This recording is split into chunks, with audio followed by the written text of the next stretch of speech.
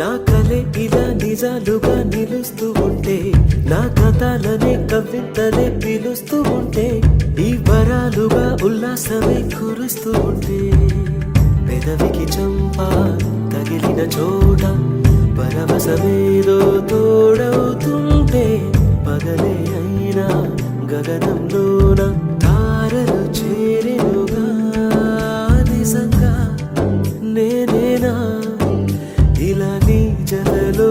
ఉన్నా, ఇదంతా